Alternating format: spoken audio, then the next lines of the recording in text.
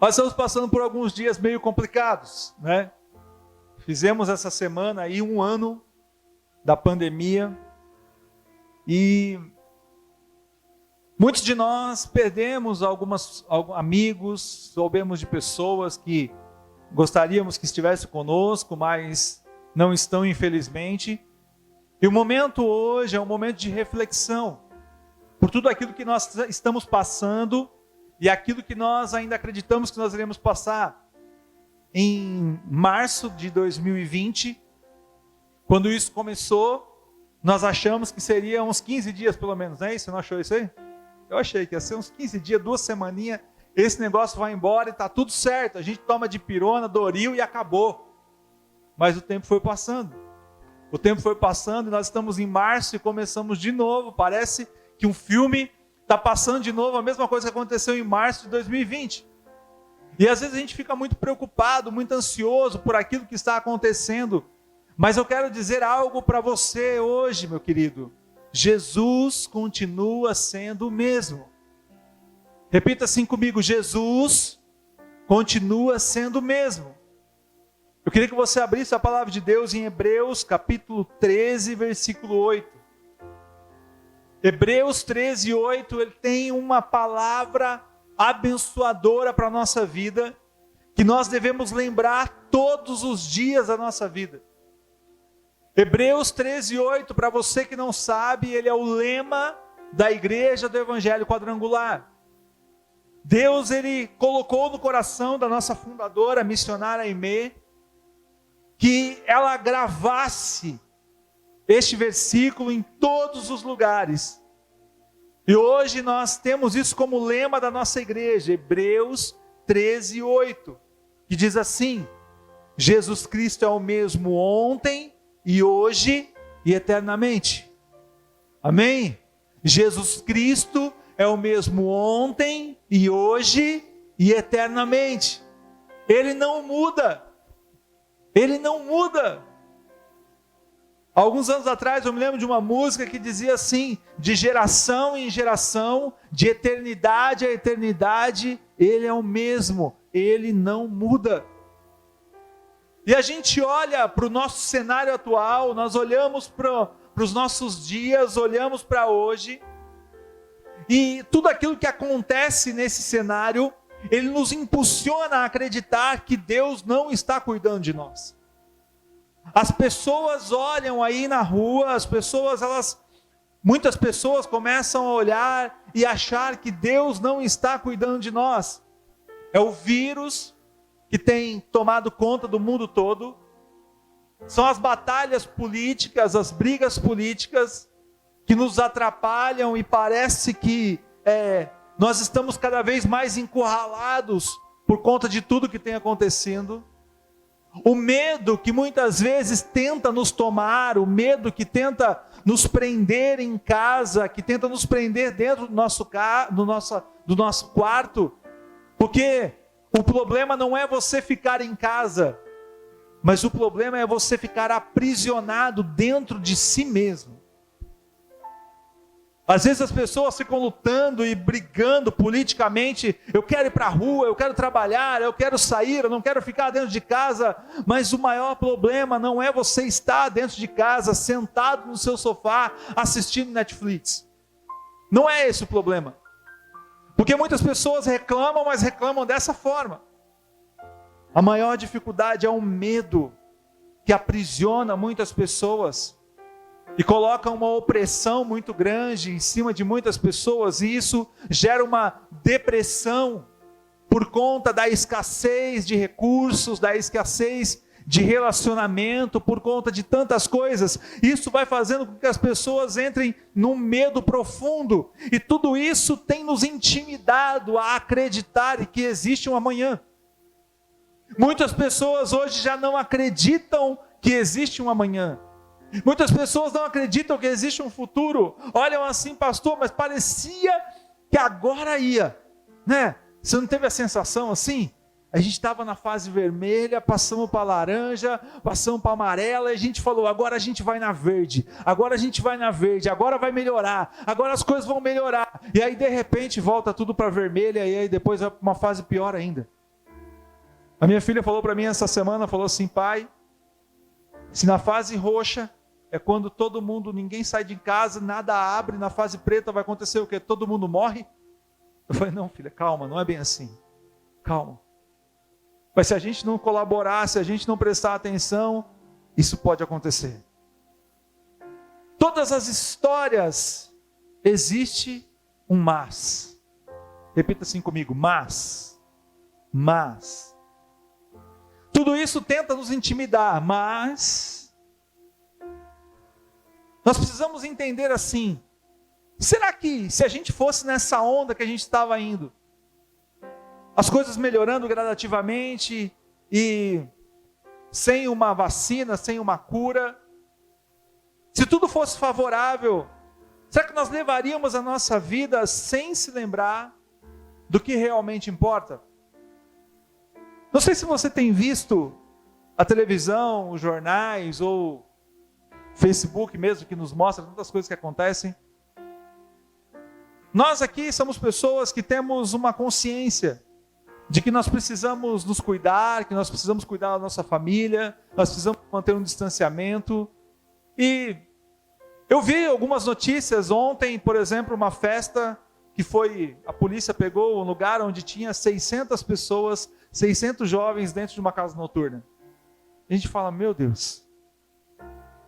E aí eles foram atender uma denúncia em um lugar onde tinha uma aglomeração, chegaram lá, era um cassino clandestino, onde tinha 160 pessoas lá dentro. E aí a gente começa a pensar assim: meu Deus, será que para algumas pessoas que estão sendo prejudicadas hoje por conta de fechamento de comércio, fechamento das escolas, das academias, por conta de tudo isso, que não estão conseguindo trabalhar, que não conseguem ter o teu pão dentro da tua casa, né? Algumas pessoas parece que não estão nem aí para o que está acontecendo, vivendo uma vida como se tudo fosse normal. Mas para pensar um pouquinho, para você, está tudo normal? Eu comecei a pensar hoje a respeito disso e falei: poxa vida, como eu sinto falta de algumas coisas. Não sei se você sente essa falta, mas como eu sinto falta de alguns amigos que eu não pude abraçar neste momento. Como eu sinto falta de um abraço. Hoje pela manhã nós estávamos aqui, o pastor Jesus ministrou uma palavra maravilhosa. E quando terminou, ele olhou para mim e falou assim: irmãozinho, quando acabar tudo isso, eu vou dar tanto abraço em você. Você aguenta que quando acabar eu vou abraçar tanto. E como faz falta isso na nossa vida. Nós começamos a olhar no meio de tudo isso para coisas que nós não dávamos o menor valor. E hoje a gente fala: nossa, mas como faz falta um abraço? Como faz falta um aperto de mão? Como faz falta um beijo? Como que faz falta um momento de comunhão entre amigos? Para algumas pessoas nada mudou, porque continuam fazendo as mesmas coisas. Mas para aquele que tem um pouquinho mais de consciência, como faz falta? Eu tive ainda no meio dessa pandemia uma mudança de igreja. Alguns amigos ficaram em outra igreja. E fiz novos amigos aqui. E como faz falta eu poder ir e abraçar alguns amigos em que eu não consigo. E por sentir essa falta, muitos de nós, muitas vezes, somos negligentes com aquilo que nós precisamos fazer, com aquilo que nós precisamos tomar cuidado. E aí as coisas começam a piorar, a situação começa a piorar. Mas uma coisa que o pastor Jesus falou aqui nessa manhã, hoje de manhã, que foi muito interessante. Nós tomamos muito cuidado para não sermos infectados com o vírus. Nós lavamos as mãos, nós usamos máscara, nós passamos álcool em gel, porque nós queremos ficar longe do vírus. Porque esse vírus ele pode nos causar uma doença que pode nos matar. Mas será que nós estamos usando toda essa intensidade de nós nos cuidarmos desse vírus para nós ficarmos longe do pecado? Que o pecado, além, ele não vai nos matar talvez instantaneamente, mas ele pode nos trazer uma morte que vai durar por toda a eternidade. Pense nisso nessa noite. Será que a gente está usando toda a nossa intensidade de guerrear e de orar contra essa enfermidade? Nós estamos usando isso contra o pecado? Mas diante de tudo isso, nós não podemos esquecer de uma coisa que nós falamos aqui no início dessa palavra: Jesus Cristo é o mesmo. Jesus não mudou. Diante de toda dificuldade, diante de toda luta, Jesus ele não mudou. Mas afinal, quem é esse Jesus para você? Quem é esse Jesus para você? Eu estava ouvindo outro dia um rapaz falando que ele era um ateu, e ele disse que ele contava quantas pessoas que ele tinha desconvertido. Porque quando ele começava a conversar com as pessoas que eram cristãs, as pessoas que eram crentes, ele tinha argumentos para tirar a fé daquela pessoa. Porque talvez, se você for parar para pensar e alguém te questionar, ele pode falar: mas por que Deus não está cuidando disso? Por que Deus não está cuidando dessa pandemia? Por que Deus já não curou? Por que Deus não acabou? O importante é você entender quem é Deus para você. Quem é Jesus para você? Você pode responder que Ele é tudo, que Ele é o principal na tua vida, que Ele é o amor da tua vida. Mas, fala comigo assim, mas as suas atitudes, o seu comportamento e a sua fé precisam demonstrar realmente qual o lugar que Ele tem na sua vida. Como é que nós falamos e nós mostramos quem é Deus para nós? Com as nossas atitudes, com o tamanho da nossa fé, com o nosso comprometimento, com o nosso comportamento. Nós podemos falar qual o lugar que Deus está na nossa vida. E quando nós entendemos quem Ele é, quem é Ele para nós, nós conseguimos entender quem nós somos para Ele. Quando você consegue entender quem é Jesus para você, você começa a entender quem você é para Ele. E aí, nós entramos em algo, porque quando alguém tentar falar contra Deus para você, ou tentar duvidar da sua fé, você já sabe quem você é para Ele. É igual nós para um pai. Você sabe que você para o seu pai, para a sua mãe, você é tudo. Alguém pode vir falar alguma coisa contra você.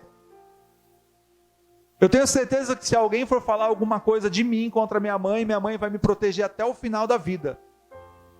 Se alguém falar algo das minhas filhas para mim, eu sei quem elas são. Eu conheço elas. Eu não vou deixar com que aquilo que falam mude aquilo que eu sinto por elas. Então, se você sabe quem você é para Deus, se Ele tem uma importância grande na tua vida, podem falar o que quiser, podem falar que Deus se esqueceu de nós, podem falar o que for, nós sabemos quem nós somos, e nós sabemos quem Ele é o mesmo, Ele não muda, Jesus Cristo é o mesmo, ontem, hoje e eternamente, amém?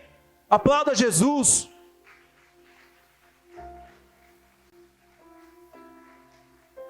Me ajuda aí, irmão. A Bíblia diz que nós somos filhos. E filhos que podem ter todo o tempo acesso ao Pai. Filho é folgado, né? Não é não? Quem tem filho aí? Seu filho é folgado? Amém? Só?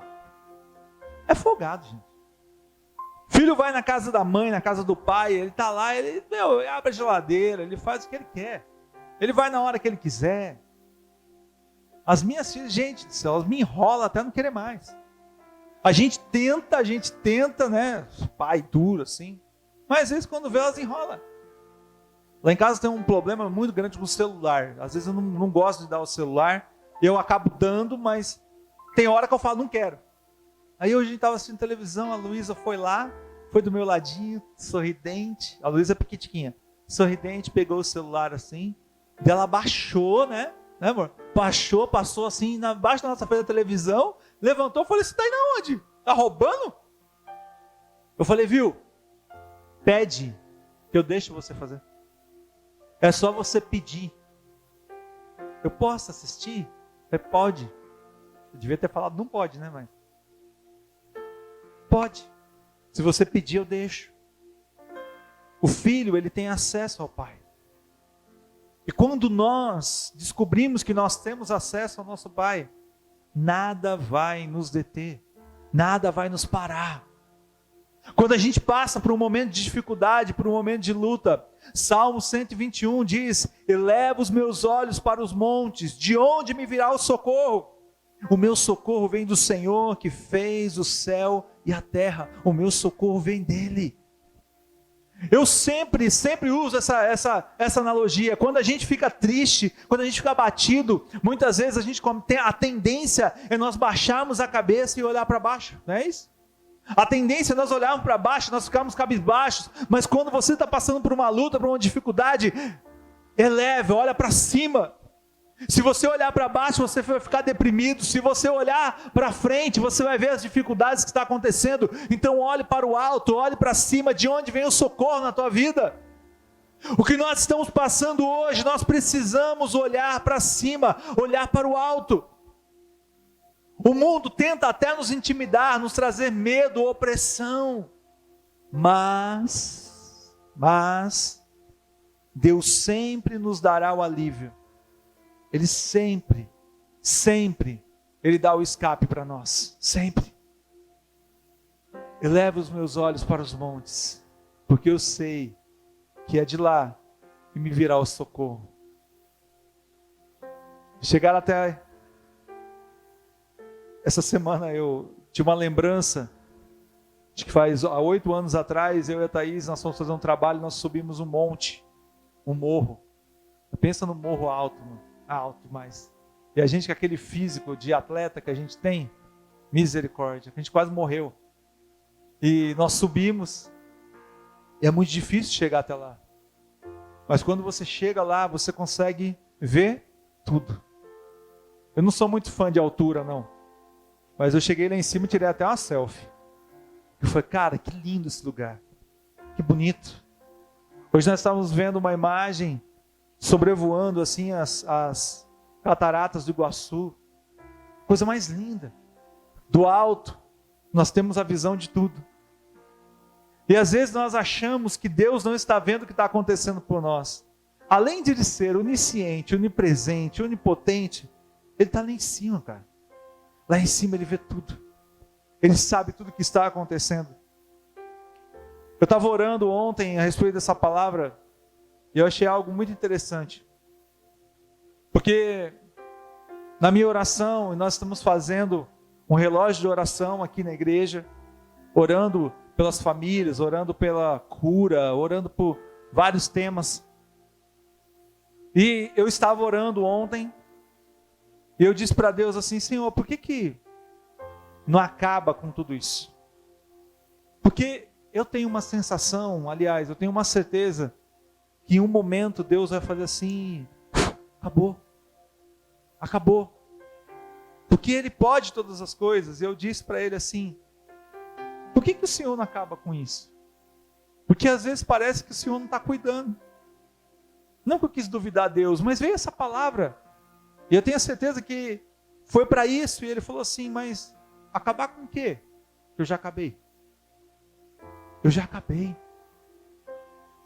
Eu não só estou cuidando de tudo isso, mas como eu estou andando com vocês. Eu tive muito essa certeza no meu coração, de Deus falando assim, olha, eu não estou só cuidando disso, eu estou caminhando junto com vocês. Nesse período, nós passamos por tantas coisas. Muitas pessoas ficaram tristes, muitas pessoas ficaram doentes, muitas pessoas perderam a esperança. Mas em todo tempo eu tenho a certeza de que Deus esteve conosco, caminhando a cada momento. E olhando assim, falando, eu quero ver o que eles vão fazer agora. Qual que vai ser a ação? Qual vai ser a atitude?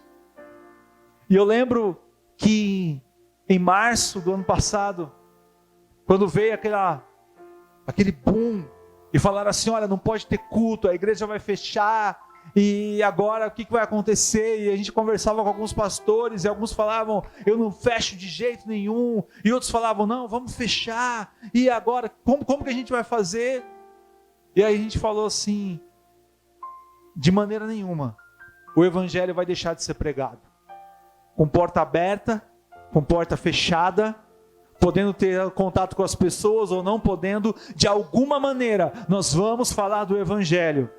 O diabo achou que ele iria fechar a igreja, mas o que ele se enganou é que Jesus está conosco, e nós abrimos uma igreja em cada um de nós.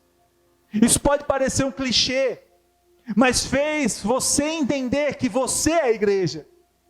Aquilo que muitos pastores e que nós falávamos há muito tempo, a igreja não é esse templo, a igreja é você, que precisa estar cheio do Espírito Santo, que precisa estar cheio de Deus, que precisa estar buscando a presença de Deus e que precisa ter esperança de dias melhores. Nós precisamos ter esperança de dias melhores.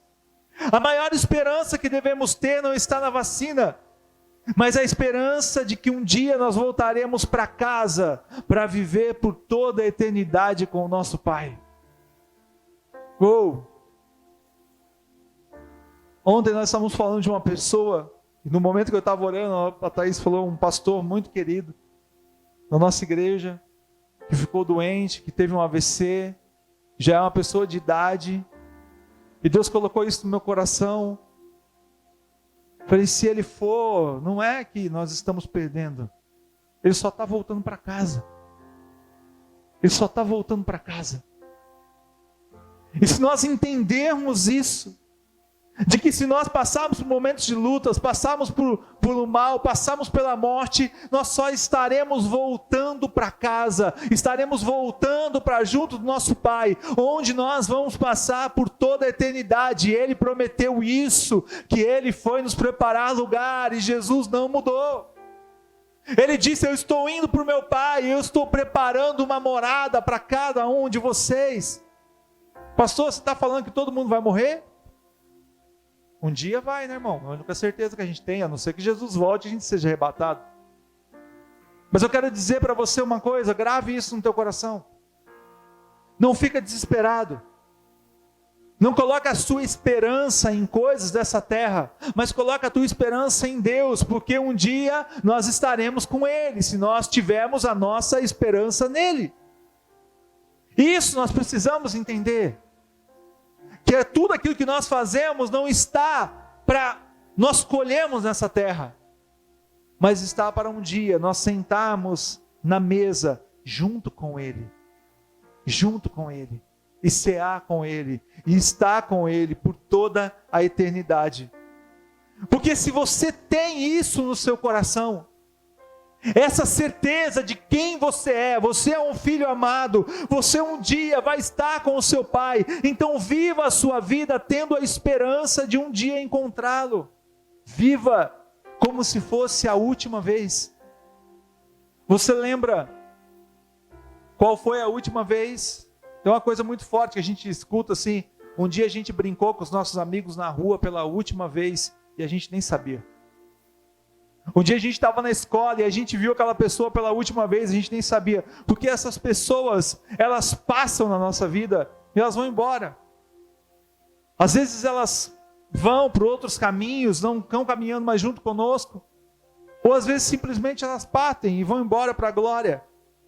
Então viva a sua vida, aproveite esses dias, aproveite os momentos com as pessoas como se fosse a última vez. Aproveite as pessoas.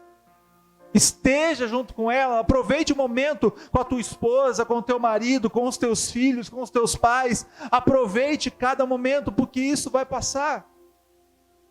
Sabe, Gé, eu não lembro de quando as minhas crianças eram desse tamanho.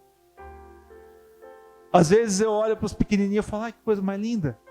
Mas eu já tive 3, e elas cresceram, e as coisas passam, e de repente, já está enorme, já está do teu tamanho. E de repente casa e vai embora. E a vida é assim. Então por isso que nós precisamos aproveitar a cada momento. Se relacione, esteja com as pessoas que você ama, como se fosse a última vez. Eu não digo de estar perto, como nós falamos aqui, abraçando e tudo mais, não é isso. Mas faça com intensidade. Esteja realmente, viva a sua vida realmente por aquilo que importa. Porque às vezes nós vivemos a nossa vida batalhando, lutando por coisas que são passageiras, que vão embora. Pergunte para uma pessoa que tem muito dinheiro, que hoje está internada numa UTI de um hospital, lutando pela única coisa que ela não pode comprar, que é o ar. Ela não pode comprar. Está aqui disponível de graça para todos nós, e às vezes a gente não dá valor. Porque a gente só dá valor naquilo que nós podemos comprar, pagar com dinheiro. O dinheiro chega uma hora que não adianta de nada, não vai valer nada. Mas se nós vivemos a nossa vida por aquilo que realmente vale a pena, vivemos a nossa vida como um esplendor da glória de Deus nessa terra, nós estamos semeando para nós colhermos algo lá na eternidade, junto com o nosso Pai, durante toda a eternidade junto com Ele. Querido, coloca isso no teu coração, coloca isso como um objetivo. Eu vejo muitas pessoas que fazem mapa mental, e colocam lá na parede do seu escritório, na parede da sua casa, coloca lá o carro que quer ter, a casa que quer ter, mas em primeiro lugar, deveria estar ali: eu quero ser salvo, e eu quero chegar até lá. Eu quero chegar até lá. Eu quero me encontrar com Jesus, aquele que foi preparar um lugar, para que eu pudesse estar com Ele, por toda a eternidade. Em um momento em que nós podemos sentir um pouquinho daquilo que nós estamos com o Senhor, é este momento em que nós vamos participar agora da ceia do Senhor. A palavra de Deus, ela fala lá em 1 Coríntios, eu vou achar 1 Coríntios aqui na minha Bíblia, que eu não marquei esse. Ela fala para nós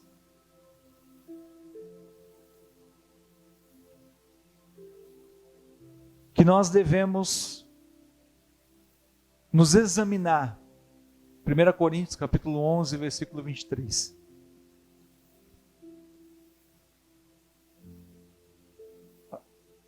A palavra diz assim, porque eu recebi do Senhor o que também vos ensinei, que o Senhor Jesus, na noite em que foi traído, tomou o pão e, tendo dado graças, o partiu e disse: tomai e comei, isto é meu corpo que é partido por vós, fazei isto em memória de mim. Semelhantemente também, depois de cear, tomou o cálice, dizendo: este cálice é o novo testamento no meu sangue, fazei isso todas as vezes que bebedes em memória de mim. Porque todas as vezes que comedes este pão e bebedes este cálice, anunciais a morte do Senhor até que venha. Ele vai voltar, aleluia. Portanto, qualquer que comer este pão ou beber do cálice do Senhor indignamente, será culpado do corpo e do sangue do Senhor. Examine-se, pois, o homem a si mesmo, e assim coma deste pão e beba deste cálice. Porque o que come e bebe indignamente, come e bebe para a sua própria condenação, não discernindo o corpo do Senhor. Eu quero frisar um pouquinho aqui, nós vamos participar da ceia, e eu esqueci de falar alguma coisa no começo. Você que está em casa, se você quiser participar da ceia, separe aí um pedacinho de pão, um pouquinho, se você tiver suco de uva, ok. Se você não tiver, se você tiver a água mesmo, você pode pegar um pedacinho de pão, um biscoito, ou a água mesmo. Nós vamos estar aqui juntos, participando da mesa do Senhor, tá? A palavra de Deus, ela fala para que nós venhamos nos examinar. Outro dia estava conversando com uma pessoa de outra denominação, e nós estávamos falando aqui até sobre o batismo que nós tivemos, que foi uma grande bênção. E aí ela falou: mas poxa vida, mas como que uma pessoa que não é batizada, ela toma a Santa Ceia? Eu disse: por que não pode tomar? Mas por que vocês deixam? Eu falei: quem diz que a gente deve não deixar? A Bíblia fala assim, olha, examine-se, pois a si mesmo. Nós estamos lendo aqui, dizendo aqui, porque o que bebe e come indignamente, come e bebe para a sua própria condenação, não discernindo o corpo do Senhor. Então, se você estiver em pecado, e não quiser, e não pedir perdão a Deus, não se arrepender do seu pecado, não participe da Santa Ceia. Agora, se você se examinar, e você se arrepender do seu pecado, e você pedir perdão ao Senhor, a palavra diz que Ele perdoa instantaneamente. Se você realmente se arrepender. E você pode participar, e você pode cear, e você pode estar junto com o Senhor. Essa mesa, ela fala de comunhão. Como nós temos comunhão com pessoas. Aquelas pessoas que eu amo, que eu gosto, que eu quero que esteja junto comigo, são aquelas que eu convido para estar junto comigo, para estar na minha casa, para comer na minha casa, para sair, para a gente comer junto. Comunhão, a gente é crente, irmão, a gente come, né? Como é que a gente expressa a nossa comunhão? Cada um traz um prato, né? E beleza, e a gente está em comunhão. É assim que a gente sabe expressar comunhão. Comendo. Jesus, ele comia bastante. Várias passagens está dizendo que Jesus comia. Essa comunhão com Deus é o sentar à mesa, é o estar à mesa. Você pode participar da Santa Ceia com discernimento daquilo que você está fazendo. O pão, ele simboliza o corpo de Jesus que foi crucificado. O vinho, ele simboliza o sangue de Jesus, que nos purifica de todo pecado. Nós entendemos que isso é muito sério, de que é um momento que eu digo que é o culto mais importante da igreja, o culto onde nós estamos sentados à mesa junto com o Senhor. Aquela passagem dos discípulos, dos homens que estavam lá no caminho de Emaús, que falam que quando eles sentaram com Jesus e eles partiram o pão, os olhos deles se abriram. E eles enxergaram que ali era Jesus que estava junto com eles. Como que Jesus se manifesta para nós? Através da comida? Não. Através da comunhão. Através da comunhão.